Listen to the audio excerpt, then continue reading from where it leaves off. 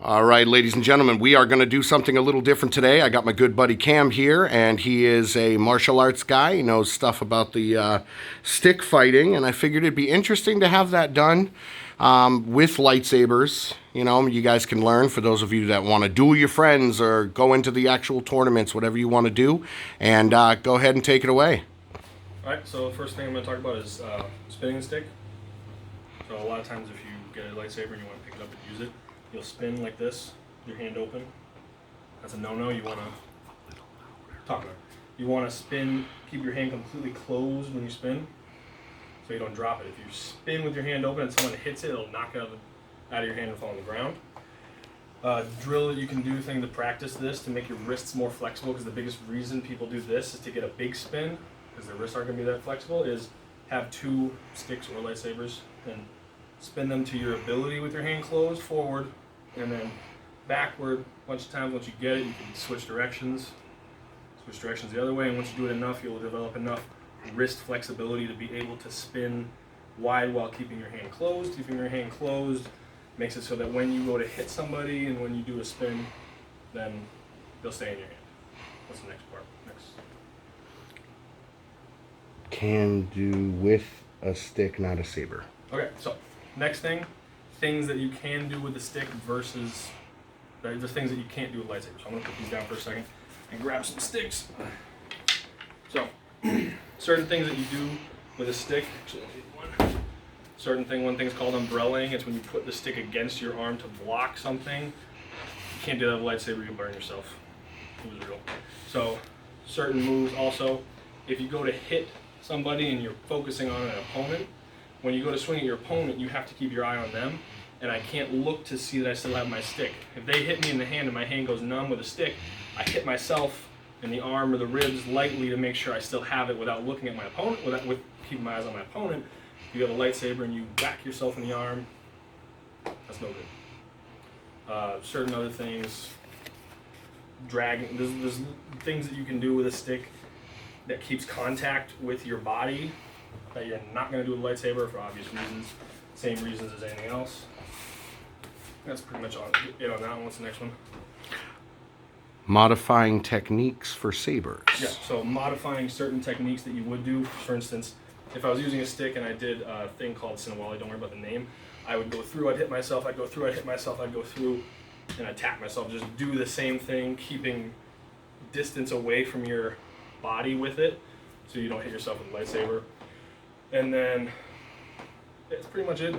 Don't do certain movements that have the stick in raw contact with your body, because it's a lightsaber, you're not going to have contact. Essentially, if the lightsabers are real, these are things you obviously couldn't do, Exactly. versus things that you can do or modifications on things to allow you to be able to do them. You just have to get better at distancing from your body. And one good thing is a lot of forms of kahli, they pretend that every stick is a machete. So you can't do certain things because if you did this, you cut yourself with a machete. It works the same way, except the whole edge is dangerous, versus with a machete would just be here. I think that's pretty much it on that one. What's the next one? Not static target movement. So another important thing when it comes to stick fighting, or if you prefer saber fighting, when you're going, you do not want to be a static target. So what that means is if I'm in front of somebody, I don't want to just stand there like this. I want to be moving, and that's why movement, and they call it flourishing stuff like that, moving around is important, because the targets are going to be, with stick fighting, hands and head are the main targets, and knees come into play a lot too, but hands and head.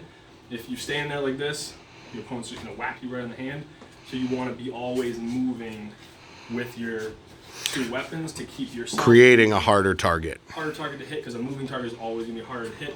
And if you're moving already, it's harder for him to tell that you're going to go from moving to a strike than if you were completely static and you went to hit somebody. They can see the body movement. They'd see it coming. Predict it, yeah. So if you're already moving and then you go to hit somebody, it's easy. So what's the next one? Too long? Oh, go ahead. What's the next one? Footwork, offensive and defensive. So footwork, if you have a single stick is really where it matters, is offensive stance is my right foot is forward, my left foot is back, and the stick is in my right hand. If I switch my feet, it'd just be switched. This is offensive. The stick has the most reach it can possibly have. The stick saber has the most reach it can possibly have. And I have the most distance I can get somebody with. If you did something like fencing, this is 100% of the time. In fencing, you would be here and you would be always have the stick in front of you or the sword. Defensive footwork is the hand that the stick is in, that foot is back. And defensive, I'm going to be using my hand more to potentially trap and catch and redirect and different things. Less offensive, more trying to do less damage to the person. This stance offensive is I'm just trying to hit you with the weapon. That's it for that one. Next one. Useful spinning and florete. So useful spinning. So one thing that one of my instructors has told me is if you see somebody doing spins that aren't accomplishing anything, so a spin out here accomplishes, like for working your wrist flexibility is one thing, but for fighting it doesn't really accomplish anything, or just spinning behind your back. That's not, don't not do it, but it's not useful. When you see spinning, you want to see, for instance, a florete is a redirection and then a strike, or a redirection and then a strike. That is a useful spin that I'm deflecting a potential attack and then hitting through. That kind of spin is useful, and it makes, I'm going to use the sabers for a second here just to give them screen time too.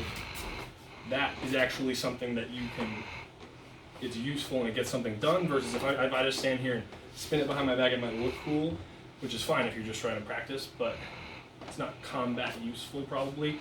Or make your spin combat useful of, if I spin here, it's because somebody came in from over here and I deflected a shot over here, and then I move and then I spin over here to deflect something.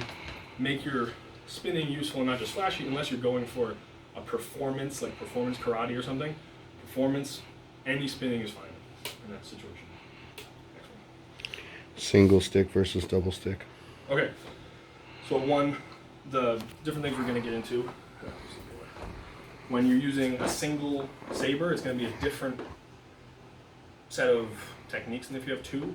So if you have one, you can get into a lot of defensive postures for if somebody's coming at you with certain things, deflecting things off the way that you can't utilize your second saber or second stick because you only have the one.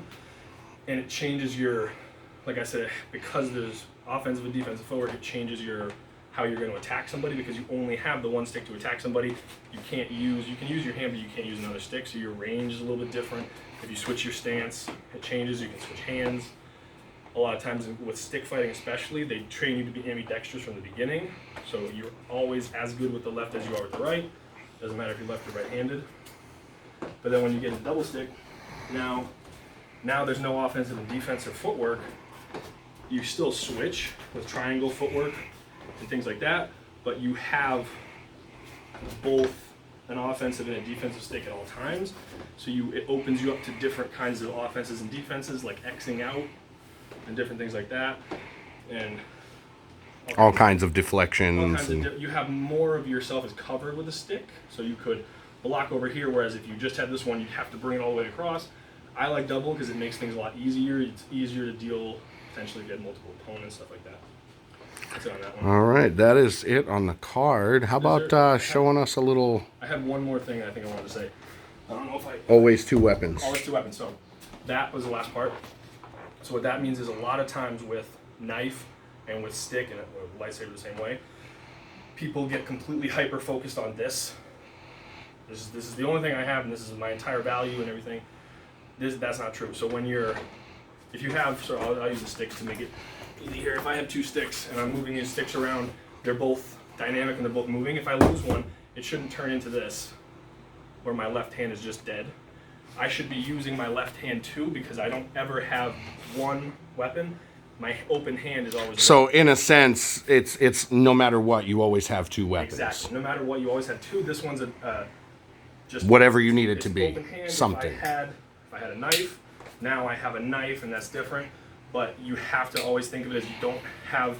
This isn't tied in your belt, and you only have the one that you can do. You can always be using your hand. You can punch. And I always say I did two weapons, meaning hand and the whatever the saber weapon is. You also can kick. You can also punch, whatever you want. don't limit yourself to whatever weapon is in your hand is the only weapon that you have, and this is your entire existence is right here. And if someone knocks it out of your hand, you're helpless. It's not how it works. You have other things that you can do. It's not just You are your own weapon. exactly. Don't be limited to this is my entire existence. But this, I'm done. That was pretty much it. You want to see a little demo? Yeah, can you just mess around with the sabers a little bit here? We'll take everybody out on some cool looking I'll give you a double flurries, some movies, stick. whatever. You know. And just so everyone knows, these are initiate sabers, the smaller ones. They're a little easier to use up here. And right now, you know, he's just giving you guys a little demonstration of several different moves and techniques that you can do with multiple weapons. Lightsabers, I mean, if you guys are doing tournaments or anything, you know, he's definitely got something to offer there, you know, because the touching is not as important because they're not real. But it is good to have that information of things you can do and can't do. Double stick combo there. Just a little double stick combo. Can you give us a little like spinny flurry, like around the back or something, or you know, yeah, like that. Yeah. Hard part is doing something fancy, and the other one kind of tends to just stay there. Yeah. Certain things that you wouldn't do with a lightsaber. Yeah. Cut my chest open. Well, I mean, if you need to give yourself open heart surgery, you know. Or umbrellaing. And or send a wall going back and hitting myself. I'd be in trouble if I did that with a real lightsaber. You'd have to get some really special armor that could deflect Mandalorian. momentary. Yeah. Mandalorian, yeah. So yeah, pretty much it. Well, all right, folks. Thank you very much. We appreciate you stopping by. I really appreciate my good buddy Cam here coming in, teaching us a little thing or two, showing us what's up, and playing with the lightsabers. Plus, I mean, you gotta love the shirt, right? We're gonna zoom in on that just a little bit real quick. Seagulls, stop it now. Yoda. All right, guys. As always, we super appreciate each and every one of you. Every one of you is like a million. Thanks for stopping by, and may the force be with you. Suck it, nerds. Suck it, nerds.